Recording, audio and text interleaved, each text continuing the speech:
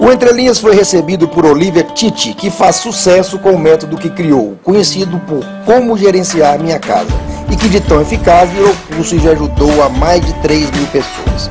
Olivia, que recentemente transformou seu curso no livro Arrumando a Casa, nos conta sobre o conteúdo da sua obra e também como foi a criação da sua metodologia, que surgiu da sua necessidade pessoal em conciliar a vida profissional com os afazeres de dona de casa. E que no final das contas é uma verdadeira cartilha de como planejar e organizar os afazeres do dia a dia e desfrutar de uma maior quantidade de tempo, recurso cada vez mais raro nos dias atuais. Hoje o Entre Linhas é com a consultora e escritora Olivia Titi. Bem-vindos a mais um programa Entre Linhas, e hoje, chegando aí o finalzinho do ano, nós escolhemos um tema principalmente para quem quer mudar de vida no ano que vem. O pessoal fala muito em organizar, em bater novas metas, e ninguém melhor do que a dona Olivia Titi, é italiano.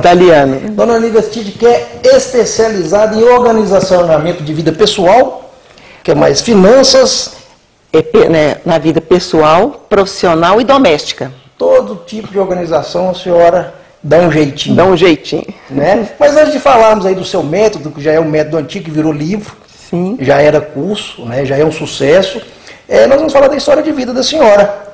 Pois não. Como é que começou essa questão de ensinar as pessoas a se organizar? Olha, eu sempre trabalhei em empresa de grande porte. Trabalhei por 10 anos na IBM do Brasil, depois na usina de Acesita por 13 anos. Depois constituímos uma empresa com uns colegas da IBM na época. E daí eu sempre estive na frente, né? Conciliando a vida pessoal, profissional e doméstica. E quando eu trabalhava na usina de Acesita, depois de uma reunião com a diretoria, um dos diretores me pediu assim, olha, depois da reunião, conta pra gente, como é que você dá conta? Eu falei, conta de quê? De conciliar, né, essas três partes tão importantes da vida. Então eu achei aquilo interessante e expus no meu método pessoal, que eu tinha desenvolvido para a minha própria demanda. E daí ele falou assim, faz um treinamento para os nossos funcionários, que buscam também essa conciliação. Uma palestra. Eu falei, mas isso não é palestra, isso é um curso, porque são várias horas, são anos, né, desempenhando para chegar neste resultado. Bom, aí ele então solicitou e eu busquei uma forma de expor. Como é que nasceu isso, então? De um desafio do meu pai. Quando nasce meu primeiro filho, meu pai sugere que eu pare de trabalhar para cuidar daquele bebê. Era seu primeiro neto. Então ele fala, olha, dá um tempo para dedicar ao seu filho. E aquilo me assustou. Eu falei, mas como? Eu já trabalho numa empresa já há 10 anos, por concurso, por mérito. Esse valor faz parte do meu orçamento. Não me vejo fora do mercado de trabalho. Mas aquilo me trouxe uma certa inquietude. E eu levando o meu bebê ao pediatra, eu vou retornar ao meu trabalho, e durante o exame, eu lembro do que meu pai me pediu, e falo com o doutor assim, doutor Múcio, quando é que ele vai precisar mais de mim? Aí ele para de examinar meu bebê, e me olha muito profundamente, e responde, a vida toda, e mais um dia. Naquela hora, a sua resposta, em vez de me preocupar, sinceramente, me descansou. Então, quando eu volto indo encontrar com meu pai, eu falo com ele, já tenho a resposta. Eu vou me capacitar realmente para poder criar esse filho. Porque eu vou buscar colocar o meu filho dentro da minha vida, e não ao contrário. Aí, fiquei atenta às coisas, às famílias bem-sucedidas. Meu filho nasce em agosto e eu me formo na UFMG, em administração de empresas, em dezembro do mesmo ano. Então, nas matérias que eu estava concluindo aquele curso, o que eu podia utilizar na minha vida para poder conciliar? E aí, então, esse foi o desafio do meu pai. A senhora é muito disciplinada? Olha, eu sou uma pessoa, eu tenho uma aptidão pela organização, pelo planejamento, sabe? Mas eu busco ter um equilíbrio E não uma coisa muito determinada e muito focada. Porque eu acho que essa questão de planejamento e organização é uma característica inata da senhora, porque a senhora falou que primeiro a senhora foi procurada, né, em reconhecimento ao trabalho bem organizado que a senhora já fazia na empresa Sim. onde trabalha. Imagino que é uma questão de RH, de organização de documentação, porque ao ponto aí do superior convidá-la a ensinar o que a senhora fazia, a senhora já era um exemplo, mas como hábito pessoal. Sim. Primeiro a senhora fez, depois que a senhora foi ensinar. Sim, a senhora não se capacitou, a senhora já fazia antes. Sim, de certa forma sim. Né? E depois aí, quando a senhora foi alertada de quão bom era o seu trabalho, a senhora resolveu estender isso também para dentro de casa. Sim. Dentro de casa, veja bem, quando então meu pai sugere que eu pare de trabalhar, que eu vou me capacitar para poder gerir esses 3 lados, né? Então eu me lembrei assim, como que a IBM é uma empresa americana tão organizada, qual que era o fundamento dela? Só lembrando, isso foi há quanto tempo atrás? Há 42 anos. Porque há 42 anos uma mulher ser referência numa multinacional, até por questão de machismo da época. Exatamente. E na época, uma coisa interessante, quando a IBM abre o concurso para essa função que eu exercia... Qual era a função? Secretária executiva. Uhum. Então, só compareceram 60 pessoas. Olha só como é que exigia naquela época, né, o inglês fluente, taquigrafia, né, e o conhecimento de curso de secretariado. Uhum. Então, eu tinha me qualificado nesses 3 pontos. Bom, e só eu passei na época. Então, você via que o mercado, né, não tinha muitas pessoas preparadas para aquilo. Eu acho que a senhora levou muito o nível da vaga, e aí abaixo da senhora não tinha mais ninguém. Bom, pode ter acontecido isso mesmo. E não, a gente está falando de IBM, mas a senhora não ficou só na IBM, a senhora teve na CESITA. Exatamente, na R2V2. A senhora foi galgando aí espaços, sempre com bastante destaque com essa questão de gestão também de pessoas. Sim. Né? Aí quando eu vejo, eu busquei, né, mas como que a IBM consegue ter essa administração?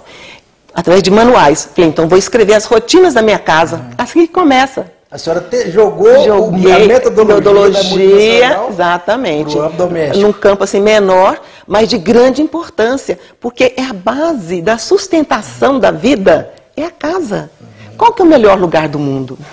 A senhora fala no livro que é a casa. Exatamente. Para onde eu vou todos os dias para recarregar as energias. Agora, fora isso, a senhora esqueceu de me falar que a senhora também foi formada em arquivologia. Sim. O que é isso? É fazer arquivos, organizar as coisas? É a ciência dos arquivos. É você disponibilizar as informações para pesquisa, para estudo. Qual que é a diferença de arquivologia e biblioteconomia?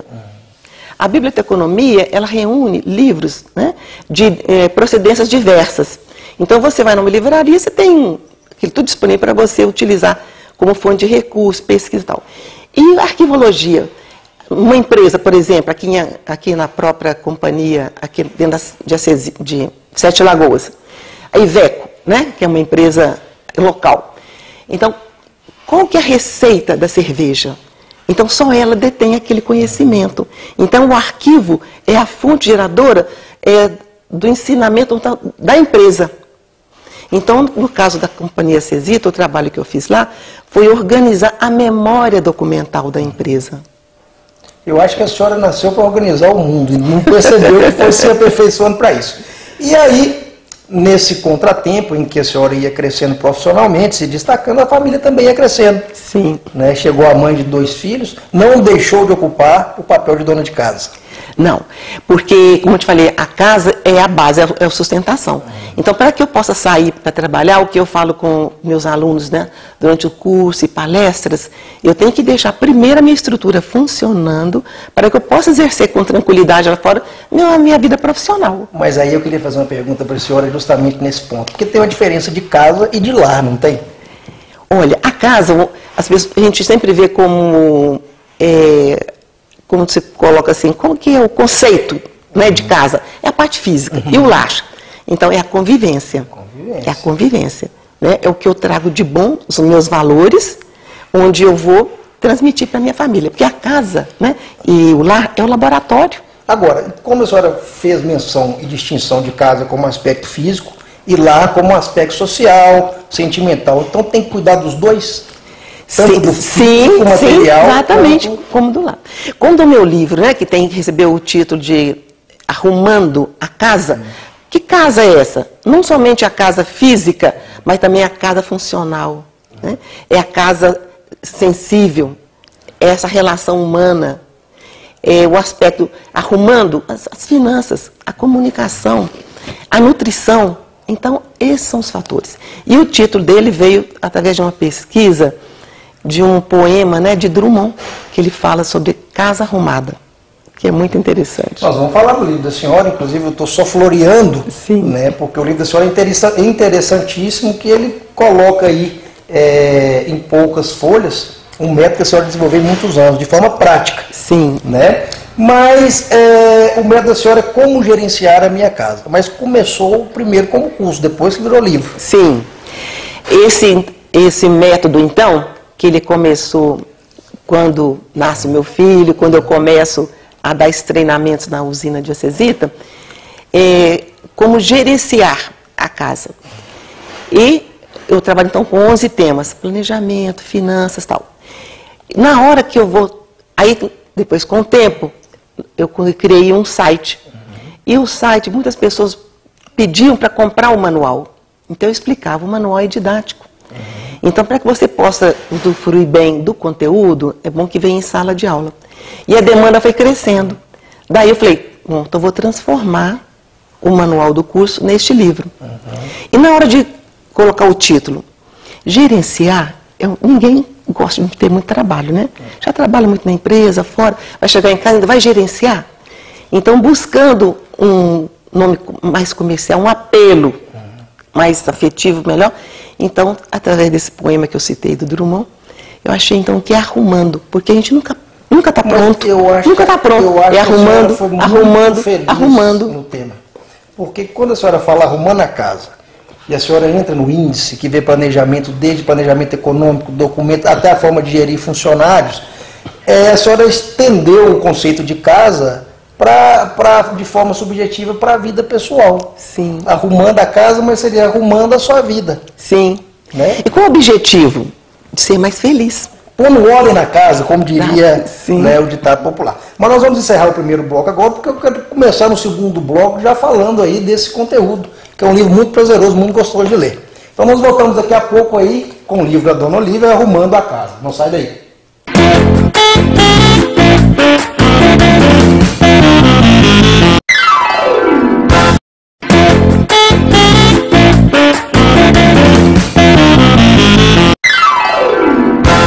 De volta com essa figura querida, a Dona Olívia, que eu estou tentando manter a etiqueta, porque a senhora é muito fina, porque geralmente a gente, o último programa nosso foi em cima de um boi, né? Estou importando bem aqui, porque também para gerenciar a casa tem que ter educação, tem que ter postura, né? Olha, muito obrigada. Principalmente para as visitas, estou tentando me comportar.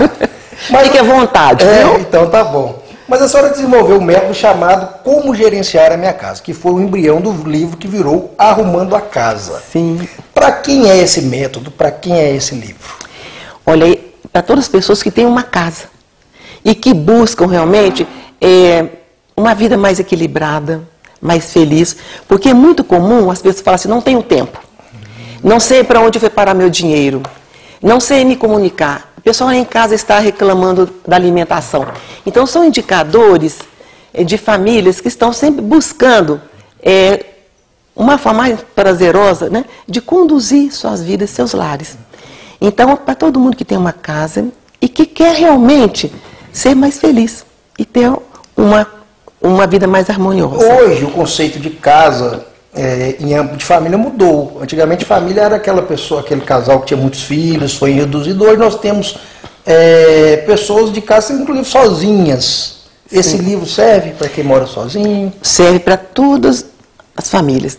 Para famílias pequenas, grandes, porque... O conceito, mesmo você é casado? Moro sozinho. Faz tanta entrevista, não dá dando tempo de casar. O livro vai ser o último. A esposa, por enquanto, não. Ainda não, por enquanto não. Vou esperar o segundo Mas eu te recomendo, porque casamento é uma coisa que me faz bem, me fez bem. tem 2 filhos maravilhosos, então eu recomendo, Aqui, viu? ó, vamos fazer o seguinte, a senhora fez o primeiro arrumando a casa, o segundo a senhora coloca assim, arrumando a noiva. A noiva. Aí a gente volta a conversar.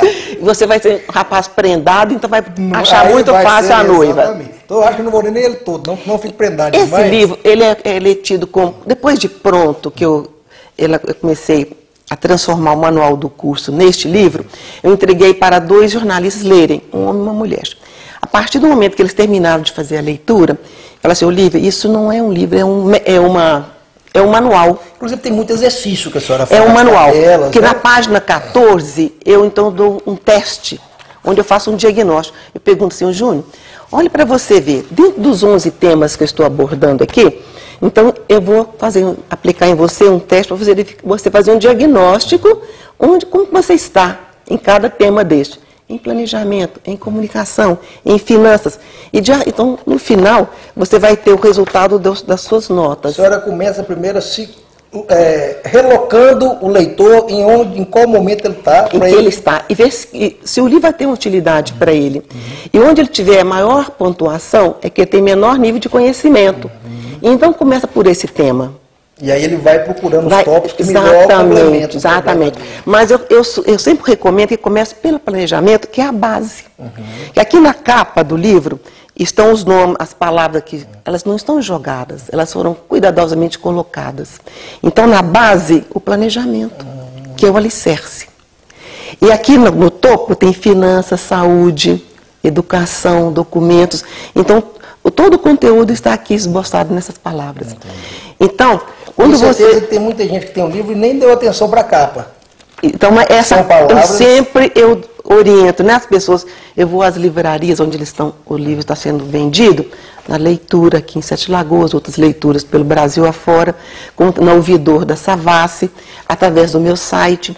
E uma coisa interessante também que eu tenho, aqui na última página eu falo assim para o leitor, todas as tabelas, planilhas e listas que estão aqui no curso estão no meu site. Vai lá na área do leitor e busca essa tabela, essa planilha. É só baixar, está pronta para utilizar. Então o livro, ele se comunica com o meu site. Entendi. Onde eu vou mantendo atualizado, a né, pessoa o material. Se atualizando exatamente, pelo pelos site. conceitos básicos. Sim. Na verdade, o que a senhora fez foi possibilitar que o curso fosse acessível a todos. Sim. A senhora condensou o curso, que a senhora já deu para quantas pessoas? Mais de umas 3 mil mais pessoas. Mais de 3 mil pessoas.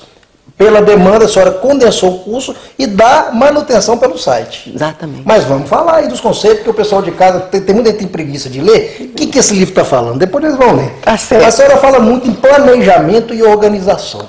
Tem diferença de um para o outro? O que é planejar? A senhora está me perguntando? Vixe. Planejar é se preparar para o que vai fazer, eu imagino. De forma São muitos conceitos, estratégica. este é um deles. E quando eu coloco assim, nas minhas aulas e nas palestras, planejar, o conceito muito simples que eu achei, que eu adoto como base para mim, pensar antes de agir. Então, nesse pensar, né, então eu recomendo, uma vez por semana, eu recomendo dedicar 2 horas, são suficientes. Eu faço isso no domingo à tarde, onde eu vou planejar a semana que vai começar. Domingo é o primeiro dia da semana. Então eu sento, pego lá meu conta a pagar, conta a receber, pego ali os boletos, e ali eu vou me organizando, vou pensando a semana que vai começar, então eu vou fazendo as minhas anotações. Através da anotação, depois jogando na agenda, onde vai acontecer, onde eu vou dedicar cada tarefa daquela que eu já estou listando, né, determinado dia. E aí, essas 2 horas eu vou passar o quê? Além dessa conta pagar, receber, o cardápio da família, vou passar a mochila do meu filho, vou verificar. Está envolvendo o planejamento da finança, da vida escolar, da alimentar. Exato. Então eu passo tudo. Qual é o benefício desse planejamento? É para que eu possa não deixar nada para trás. E evitar até o estresse. Evitar o estresse. Quando fala assim, qual que é o objetivo dessa metodologia? É me tornar mais feliz e ajudar as pessoas a serem mais felizes. E eu acho que quando a senhora fez isso há 40 anos atrás, ainda que inconscientemente, a senhora não sabia o valor do tempo, que Sim. hoje é tão precioso. Sim. Um dos temas que eu abordo aqui é sobre o tempo. Quando eu falo o tempo do homem e o tempo da mulher.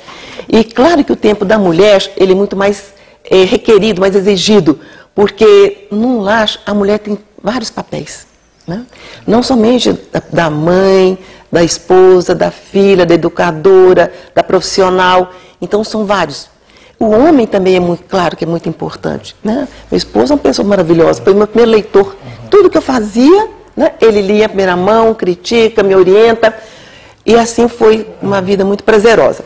Mas, hoje então, o tempo, voltando à questão do tempo, as pessoas falam, não tem tempo. Então aqui também eu sugiro, mas não tem tempo, vamos verificar quais as prioridades da minha vida, para que eu evitar que eu estresse. Né? Então o valor do tempo, ele não pode ser esquecido. Agora eu queria pegar uma deixa que a senhora falou e organizar material escolar. Qual a importância? Porque o que a senhora faz é uma educação. A senhora está educando as pessoas a se programarem, a não serem... deixar as coisas para a última hora. É uma questão de disciplina e educação. Da mesma forma, quando a senhora entra em planejamento financeiro, educação financeira, qual é a importância de começar essa educação ainda na infância? Olha, fala que é de pequeno que a gente torce o pepino, né? É. Então, tem uma parte aqui muito interessante que eu falo assim, eu como hoje vó, né? E meus netinhos, desde pequenininho, eu falo assim, presta atenção, Beatriz, Cecília, Clarice, Amelie, Gustavo Henrique, né, que são os meus netinhos, eu falo, acendeu, apagou, tirou, guardou. Pequenas coisas. Pequenas coisas. Então é do pequeno que você vai ao grande. Então, claro que a gente não vai ficar exigindo, massificando aquela criança. Educar é um ato de amor. Eu tenho que também saber, eu tenho que ter a tolerância. Já fala na Bíblia que quem é fiel no mínimo é fiel no muito. Às vezes, a senhora falou, um ato de apagar a luz que acendeu, sim, guardar a meia, sim, às vezes economiza energia futura. Tirou, guardou, né? Então a gente vai orientando desde pequenininho para que ela possa crescer. Porque hoje em dia muitas famílias têm ainda... Mas a senhora ensina esse cuidado? Ensino. De se começar desde pequeno? Eu chamo isso aqui dentro do livro do censo, são 6 censos principais, onde eu falo, acendeu, apagou. Então vamos orientando nossas crianças desde pequena a participar da organização e planejamento desse lar, porque a casa é nossa, não é só minha, não sou eu somente o dono da casa. Então, se eu tiver esse cuidado, desde pequenininho, envolvendo toda a família nessa organização, nesse planejamento, é muito mais prazeroso. O que é mais difícil, educar ou reeducar? Reeducar. Corrigir vícios que já às vezes, se tivesse educado... Sem dúvida. Né? Agora, não há como não falar da força do hábito, né? O quão forte o hábito pode ser e como se pode mudar hábitos já consolidados, principalmente os ruins. Eu costumo dizer também que a gente não muda, a gente melhora, não é? Então, se você... a questão do admirar e do invejar, né, que são duas coisas muito interessantes, eu coloco também isso dentro do treinamento. Então, se eu admiro uma pessoa que é bem-sucedida, que ela me trouxe um benefício, então eu admiro aquilo, eu quero aquilo para mim também. Então, aprender com quem cresceu, com quem aprendeu, com quem distinguiu, é mais fácil, não é? Então, essa admiração, a gente cresce com essa admiração.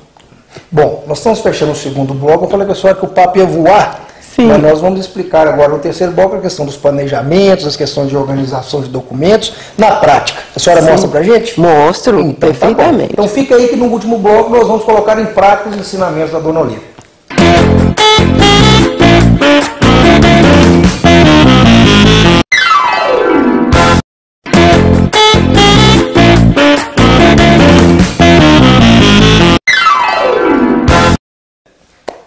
Chegamos para o terceiro e último bloco. Olha, eu confesso para a senhora que esse programa passou muito rápido. Eu queria mais uns 4 blocos.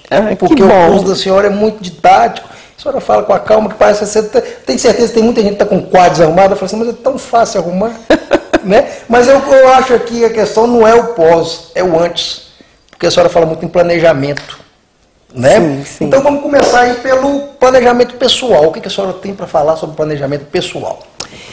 Olha, eu recomendo nesse planejamento pessoal 2 instrumentos importantes. Uma agenda, ou uma simples caderneta, ou mesmo o smartphone, né, onde tem aquelas agendas eletrônicas, e um outro é a forma que você tem, um caderninho de risca-rabisca. Esse risco à rabisca é onde eu vou descarregando a memória, e uma vez que eu tenho um compromisso já firmado, já lanço na agenda, pronto, fechei com o Juninho, no dia tal hora para fazer o programa. Então, isso também é uma forma de organizar o tempo. E aí, quanto tempo eu vou precisar dedicar a essa atividade? Então, se planejar é pensar, então eu tenho que ter esse planejamento antecipado. Aí que eu digo para você, para que eu vou então vou guardar todos os comprovantes das minhas despesas realizadas? Para fazer o meu orçamento doméstico. Para onde meu dinheiro foi parar? A queixa é muito grande, não sei para onde que meu dinheiro foi. Guarde os seus comprovantes, naquele espetinho que a gente vê em açougue, em padaria, quando chega da rua, despeja seu bolso, a sua carteira, vai colocando ali nesse espeto. Vou mostrar daqui a pouco para você. Sobre isso, então, vamos linkar, né? Vamos mostrar, o pessoal de casa vai ver agora, dentro da casa aqui da Dona Olívia, que ela faz, ela não só ensina não, a questão da avaliação e guarda de documentos. Exatamente. Explica pra gente, que o pessoal está vendo as imagens. Então, aí só voltando, finalizar, então a partir desse momento que eu guardo todos os comprovantes, no final de semana ou do mês, então eu vou somar e saber para onde foi o dinheiro. E no caso dos documentos, uma vez que aqueles documentos, as notas fiscais, cupons, para onde que vai? Vai para um arquivo. Guardar tudo? Não, de acordo com a temporalidade. Então tem um capítulo no livro que eu recomendo aqui, uma sugestão de índice por assunto, porque você não vai lembrar daqui a um tempo de onde é aquele documento, que data que foi, mas do assunto você lembra. Ah, foi do plano de saúde. Foi de uma viagem que eu realizei. Uma dica até para a própria declaração de imposto de renda. Quando for chegar a época, está tudo certinho. Eu tenho uma pasta chamada imposto de renda lá no meu arquivo, uma envelope sobre o exercício de 2018. Então, todo o comprovante que eu sei que vou precisar, já vou colocando nesse envelope. Está tudo organizado. Tudo organizado, só sacar e fazer Agora, outra lançamento. dica que a senhora, inclusive, me mostrou, me chamou, Juninho, que é para você ver uma coisa importantíssima, relacionado aí ao planejamento doméstico, é a questão da despensa. Sim. A despensa é para onde que o nosso dinheiro é distribuído, né? Uma grande parte para a nossa alimentação, para nosso estoque, que é o estoque doméstico, que é a despensa. Então, é nosso almoxarifado, né? Então, onde eu guardo meus mantimentos, guardo o que eu vou utilizar para essa parte de alimentação, limpeza e tal. Então, eu recomendo, para aumentar o controle, que seja trancada. E uma vez por semana, naquele domingo, quando eu vou fazer o meu planejamento da semana que vai começar, eu vou lá na minha cozinha, verifico nas latas o que tem ainda de sobra da semana e reponho o material. Mas a despensa, para aumentar o controle e também reduzir a despesa e o desperdício, mantenho fechada. Fechada até para aquele ânsia de consumo, sim, de ver, de comer. Às vezes o que a gente não vê, a gente não quer. Sim. Né? Agora, a senhora me mostrou também tudo na casa da senhora. O pessoal de casa está vendo, gente, isso eu cheguei já estava pronto. Sim. Né? Eu falei, dona Olívia, me mostra aqui. Tem só 2 dias que você me chamou para fazer entrevista. Não deu tempo nem de arrumar. Não deu tempo. Inclusive, agradecer a senhora, que a senhora de imediato já nos recebeu, mas tinha que ser antes do fim do ano. Sim. Que o pessoal quer começar o ano cheio de hábito novo. Isso. Né? É arrumando a casa. Arrumando a casa. Então, a senhora me mostrou outro também, aquele chaveiro, onde a senhora põe os documentos. O que é aquilo? É um quadro de aviso, é o que eu chamo de quadro de aviso, que fica numa área de circulação mais maior, né, da casa, onde eu coloco a correspondência recebida. A hora que a dona da casa chega, ela já sabe que ali chegou a correspondência, já vai buscar onde põe as chaves, o documento do carro. Então, é um hábito muito prazeroso você não ficar procurando as coisas, você já tem onde está. Agora, um tópico que me chamou muita atenção, e eu acho que foi até inclusive decorrente, a senhora passou por uma experiência de vida um pouco assustadora. Sim. E a senhora fala sobre segurança pessoal no livro da senhora. Sem dúvida. A senhora já praticou tudo do livro, né? Já pratiquei. Inclusive essa parte. Olha, como eu tenho uma origem, né, de empresa americana, a gente recebia esse treinamento sobre a questão de segurança, e nós vivemos, meu esposo, eu e a nossa funcionária, né, uma situação muito difícil na fazenda, onde nós fomos assaltados, e durante o assalto eu me lembrava, né, do meu treinamento e fazia aquela respiração para serenar meu coração e ter raciocínio para conversar com os assaltantes. Inclusive, que eram 4 homens de mão de revólver e capuz, E durante toda aquela prática, né, nós tivemos condições de enfrentar, ficamos 2 horas com eles em nossa residência, e quando eles foram embora, um deles falou comigo: dona, a senhora é da boa. Porque eu sabia como não podia olhar nos olhos, tinha que falar com calma: olha, vou mexer, dá licença, você tem que saber como conduzir. A senhora tinha sido instruída na teoria e usou na prática o que a senhora ensina aqui. Exatamente. A senhora ensina isso. Está ensinando aqui. A questão do assalto, porque quando ela fala enfrentar, gente, não é combater o bandido, não, é se portar de uma forma se fortalecer para poder passar, sair em segurança, sair inteira na insegurança. E segurança patrimonial, que a senhora também fala. Da patrimonial, é no caso de onde você deve guardar, colocar grades, evitar curtos-circuitos, usar Benjamin, né? Essa questão para evitar realmente... É uma bíblia da organização. Você sabe que tem um vizinho nosso aqui no condomínio, você dando um livro, ó, seu livro lá em casa já é bíblia. Ó, relação com os empregados domésticos. Eu abordo a questão, assim, um aspecto legal, muito pouco, porque isso você encontra em qualquer site, livros bons, né?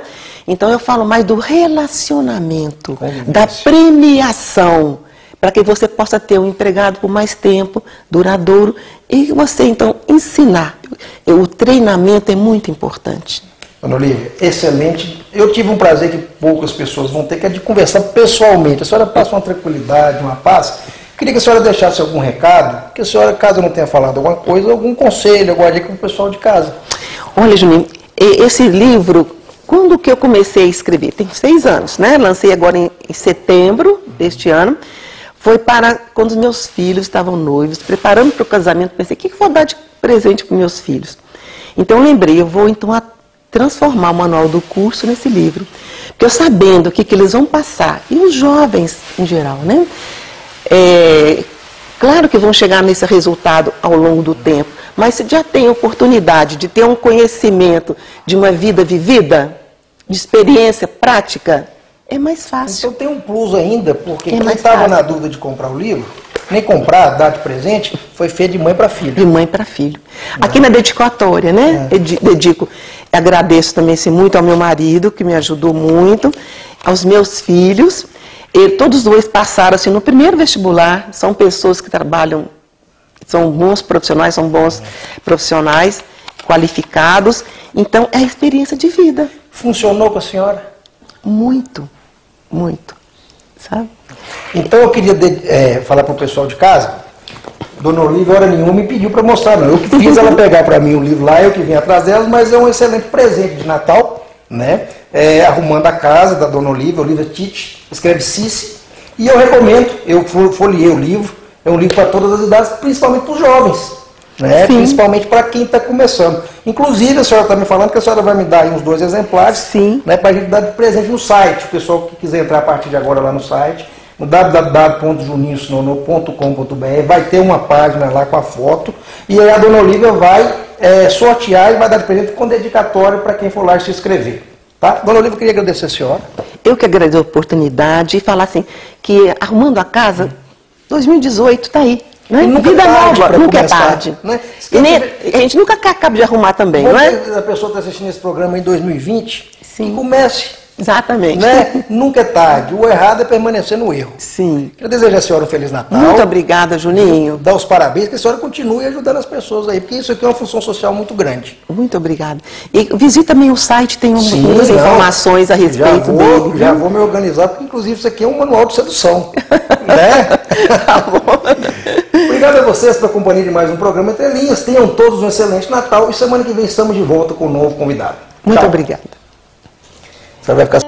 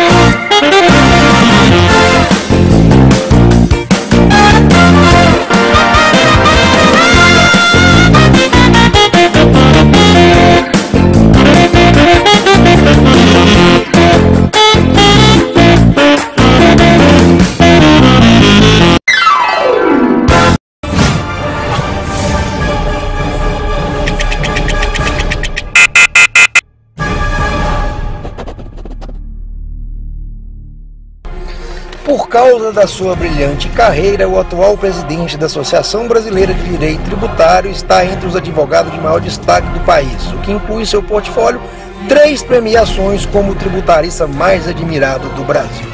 Diante de tantos méritos e prerrogativas, nos seus 10 minutos, Walter Lobato teve tempo de sobra para explicar o porquê da complexidade do direito tributário e se realmente pagamos tantos tributos como a maioria das pessoas pensam.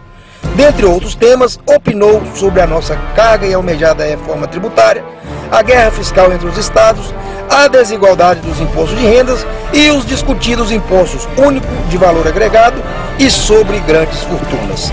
Tudo isso em 10 minutos e nem um segundo a mais. Walter, nós realmente temos uma carga tributária alta? Temos. Nossa carga tributária é alta, ela é injusta, ela é complexa e ela é insegura. Por que tanta complexidade no direito tributário? Talvez por ter sido um sistema que veio criando exceções ao longo dos anos, e aí essas exceções começaram a criar regras individuais, e essas regras individuais se espalharam, e hoje a gente tem um sistema absolutamente, não só complexo, como quase inexplicável. Falta segurança jurídica no direito tributário? Falta segurança jurídica. O Estado não é previsível nas suas palavras, ou seja, aquilo que o Estado hoje diz não necessariamente é o que ele vai cumprir, né? O direito tributário é um direito bonito, formalmente, mas é eficiente? Ele tem os seus lados eficientes, né, da arrecadação, tem os seus lados eficientes do processo, mas ao longo dos anos ele se tornou um direito muito litigioso, e um direito litigioso jamais pode ser considerado como eficiente. O que você nos fala a respeito da reforma tributária? Olha, eu não acho que falta vontade política para a reforma tributária, eu acho que tem muita vontade, mas é porque cada um quer uma reforma diferente, ou seja, o que a gente tem hoje é um conflito, né, um conflito na federação. Então, na medida que cada um quer um tipo de reforma, nós não vamos ter reforma tributária assim. É preciso buscar uma convergência. Mas ela está caminhando? O projeto de lei...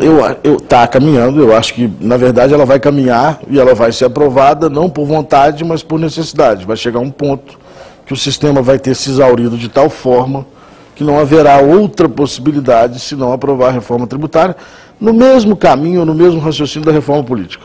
Diante de tantas divergências, o que esperar a ser aprovado, que é mais consenso entre as partes? Não, acho que hoje a gente tem um consenso grande de redução ou simplificação da legislação, que seria uma reforma infraconstitucional, e talvez uma reforma constitucional aí de concentração de tributos, né? A eliminação de alguns tributos. Por exemplo, no consumo a gente tem hoje 5 tributos. Poderia se eliminar para ficar 2 tributos. O que dizer sobre a guerra fiscal entre os estados? Os estados eles foram ao longo dos anos sofrendo uma erosão fiscal muito grande, perdendo a arrecadação, e também não foram eficientes com os instrumentos que detinham, cada um buscando benefícios fiscais para atrair investimentos, e isso fez a base fiscal, a arrecadação, sofrer uma erosão muito grande. Então, a guerra fiscal causou um mal muito grande aos estados. Os estados hoje vivem absolutamente de pires na mão e nós efetivamente não temos um federalismo fiscal. O que dizer sobre contabilidade e direito tributário? Contabilidade e direito tributário são domínios, né? Contabilidade, direito, economia. A questão é, um conceito contábil necessariamente será o mesmo conceito do direito, ou seja, se para a contabilidade um determinado ativo tem que ser registrado, aquele ativo mostra riqueza para o direito tributário, para ele ser tributado, né? O fato de estar registrado para a contabilidade significa que tem que ser tributado para o direito, e a gente entende que não, cada domínio tem o seu conceito, né? Cada domínio pode se desenvolver o seu próprio saber.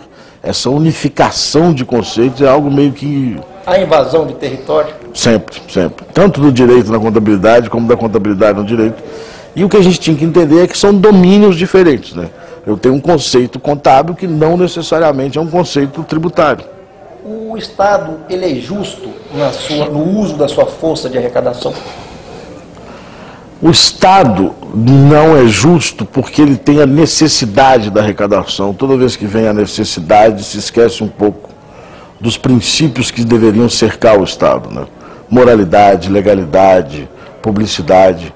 Isso são princípios que não são subjetivos ou são princípios fora do direito. Pelo contrário, a Constituição Federal é muito clara ao dizer que o Estado tem que ser moral, ao dizer que o Estado tem que ser transparente, ao dizer que o Estado tem que seguir a lei. Então, qualquer abuso é uma ferida que se põe no Estado Democrático de Direito. O Estado, ele costuma usar de meios indiretos para forçar o contribuinte a quitar tributos? Sim, sim. Não deveria ser uma relação de desconfiança, né? Hoje na Europa ou nos países do primeiro mundo se busca construir uma relação de confiança entre Estado e contribuinte, mas o que se impera no Brasil hoje é uma relação de desconfiança. O Estado não confia no contribuinte e o contribuinte não confia no Estado.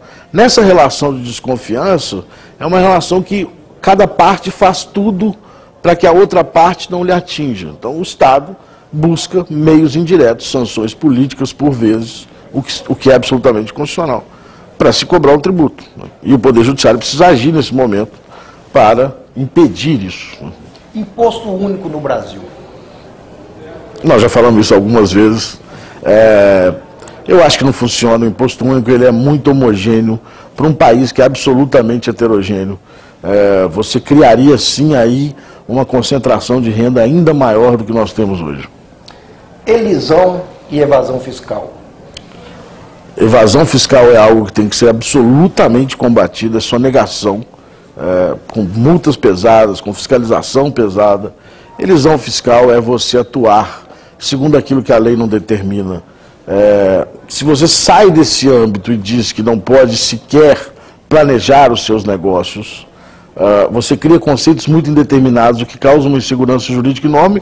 Eu vou te dizer no âmbito trabalhista, quer dizer, o empresário não pode, dentro da lei, terceirizar determinado setor, e o outro setor que é a atividade fim dele, ele pode. Se a lei disser que não pode, não pode. Mas se a lei não disser que não pode, é uma obrigação dele fazer, é a obrigação do empresário buscar o lucro, buscar o crescimento. O Brasil precisa entender que nós só tem um jeito de crescer, criar riqueza. Só tem um jeito da gente sair do setor da situação que nós estamos. Deixar o empresário crescer. Crescer no Brasil é um pecado. O brasileiro não gosta da empresa que cresce. Porque muitas vezes o Estado pune o planejamento tributário, quando feito de forma correta, alegando aí a evasão. Exato, a elisão. Alegando a elisão, alegando que aquilo é um abuso, que se cria uma desigualdade em relação ao outro contribuinte que não fez, né? Mas é preciso dizer, como disse o juiz hoje, Renato Becho, desembargador Renato Becho, os juízes não podem criar leis. E eu diria, nem os juízes, nem o executivo criam leis. Quem cria lei é o legislativo. Se a lei determina fazer, é da moral do contribuinte fazer. Se a lei não determina fazer, não é uma obrigação do contribuinte fazer. Se a lei diz que não diz nada, eu posso seguir o caminho que eu quiser. Se aquela lei é injusta, cabe ao Congresso Nacional alterar a lei. Não nós, intérpretes. O que seria mais viável? Aumentar os tributos e usá-los de forma melhor ou redistribuir os já existentes? Eu acho que são dois caminhos. Você tem que reduzir o número de tributos, que com isso você reduz complexidade, e é preciso repactuar a federação. A União tem uma concentração muito grande de arrecadação. Os estados são unidades federadas que precisam ser respeitadas, ou seja, os estados têm que ter autonomia financeira. O direito tributário brasileiro, ele é diferente do resto do mundo? O direito tributário brasileiro tem alguns institutos diferentes do resto do mundo, mas especialmente ele caminha para uma complexidade que não se vê no mundo inteiro. Não há precedente no mundo inteiro do grau de litigiosidade que nós temos. E ele corresponde à vontade do contribuinte ou do arrecadador? Ou de ninguém? Eu acho que hoje em dia de ninguém mais, ou seja, a gente atingiu uma exaustão no sistema que o Estado não arrecada o que quer e o contribuinte paga mais do que devia. Ou seja, é uma equação... controle. Completamente. O que você acha do federalismo horizontal? A falta de hierarquia dos entes federativos? É isso, eu acho que o federalismo real é um federalismo horizontal, é um federalismo que não tem hierarquia e cada um tem sua autonomia. E é importante o poder estar perto do povo, porque o povo pode cobrar mais. Nós temos um imposto de renda justo? De forma nenhuma. Hoje quem paga imposto de renda é o assalariado, o funcionário público.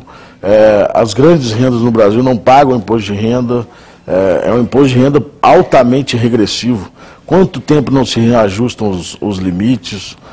Quanto tempo não se já reajustam as deduções? Né? A dedução que tem para a educação no imposto de renda é algo inexplicável, dá vergonha de falar em sala de aula. Falta isonomia? Completa. Quem paga mais imposto de renda? Quem ganha menos ou quem ganha mais? Quem ganha menos, porque ele, além de pagar o imposto de renda, ele ainda paga na tributação sobre o consumo. Né? E os impostos sobre grandes fortunas, que já é previsto na Constituição, mas talvez falta coragem de ser implementado? Sua opinião? Eu acho que isso existe divergência na própria BRADET, mas eu acho que esse imposto sobre grandes fortunas ele já passou por algumas experiências mundiais que não funcionaram, porque a grande fortuna ela é uma base que se move muito fácil. Então, se eu tributar aqui, ele vai embora para outro país. Ele é um imposto que, do ponto de vista filosófico, justo, mas que não funciona. Muito obrigado. Um abraço.